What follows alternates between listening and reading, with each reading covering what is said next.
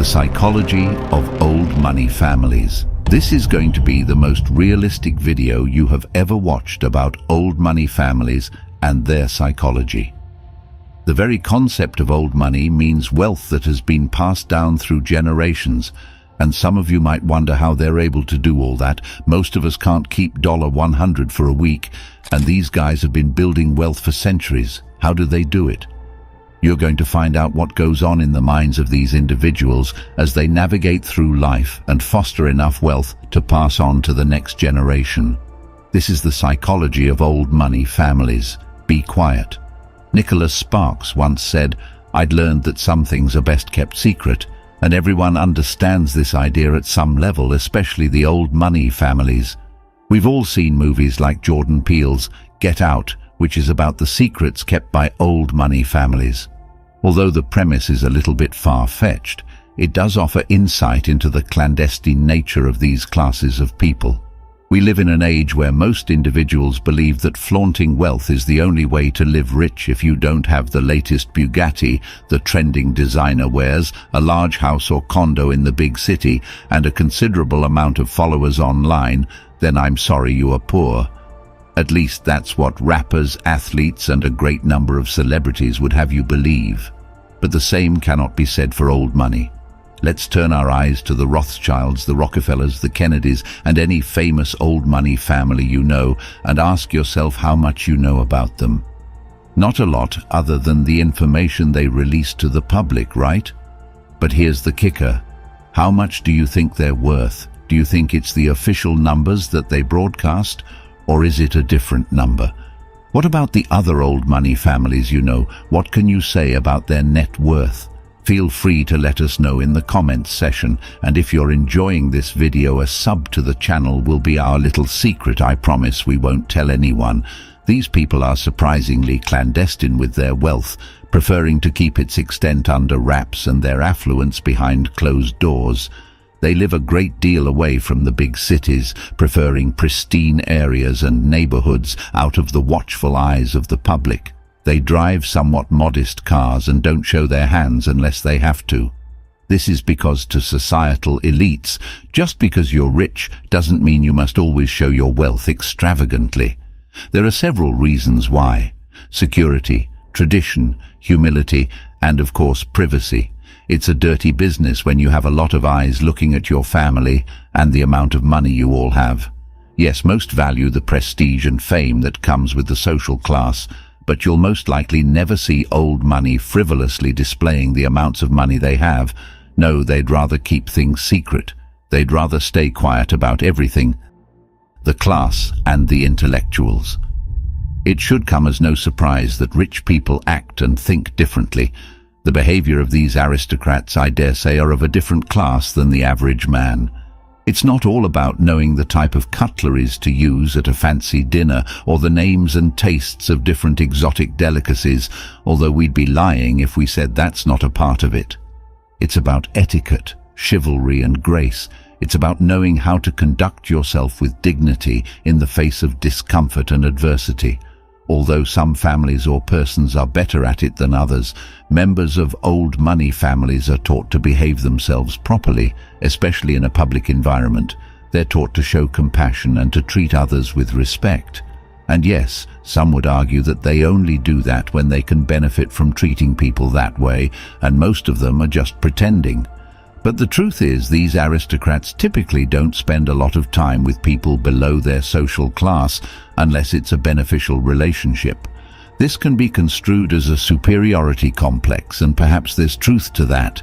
But understand that old money individuals are also human, and like all humans, there's the good and the not so good. But they are all concerned with gaining and maintaining a certain social status. That means behaving and speaking a certain way. This is why they place a high value on education and the acquisition of knowledge. This is why you'll find members of the old money families so fixated on history, art, and music, classical music to be specific, because these are the things that are associated with wealth, the things that interest the people of that particular social class, and hence why the kids of the old money families are sent to prestigious private schools that have a history of culturing students in such fashion. They also value the company and network that comes from that educational milieu. They value word articulation and mental versatility in their members because these are the prerequisites of success, and they are characteristics that signify elegance. The perks of being frugal. When you think about old money families or just rich people in general, the last thing you associate with them is frugality, right? But you'd be surprised about how frugal these families can be. To understand this, you have to think about it carefully and logically. Let's say you have $1 million, which is great. Your goal is to have that money last for 1 year. If you're sensible, you're not going to spend it all in one sitting, right? You are going to be somewhat careful about how you divert your cash so it lasts for the intended period. That's how it is for old money families. Understand that a lot of these families date back to the Gilded Age of America, which was between 1877 to 1900. This is when industrialization formed big roots in the country, and the big businessmen of the time made fortunes due to the economic success, and that money served as a foundation for the future generations to build upon. Keep in mind that the Gilded Age was a long time ago. This is money that's been around for almost 2 centuries. You have to be careful, otherwise it'll be all gone. This is why old money is rarely spent for no reason. Rather than buy a Bugatti, they'd rather own a twin-cylinder car from the 1900s, which will increase in value and then sell for a large profit. For the old money, having lots of money is part of their lifestyle, so an absence thereof just won't suffice, so they have to find a balance between extravagance and restraint, otherwise they lose generations of wealth. Philanthropy.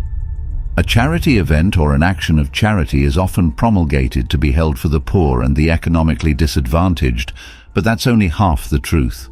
Old money families have been doing it since day one because for the aristocracy, it's a common belief to give back to the less fortunate. It's how most of them are raised, and for many, it's more about tradition than anything else. Owning or giving to a charity not only helps people in need, but it also boosts your societal status. You gain the admiration and praise of the public, and isn't that what we all want? Sometimes it's done anonymously without the general public ever finding out, but most times it's done openly to all eyes and ears.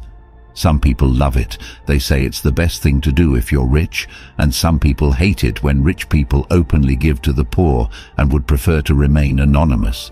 But it doesn't stop the old money families from carrying out their philanthropic works. One could say that this is the one time that they vehemently flaunt their wealth, and why not? It is all for a good cause. Regardless of their reasons, giving to the less fortunate is part of the psychology of old money families. Leaving a legacy. Legacy is what started all of this. The need to leave a standing legacy for the future generations of a family is very important to the old money. This is why they constantly make investments in things like real estate, stock funds and bonds, and things that will accrue over time. Families can invest in precious stones, heirlooms and artifacts, all so the future of the family stays secure. The future is always a concern for these elites. It's about how their children and grandchildren can benefit from the ever-changing nature of the world.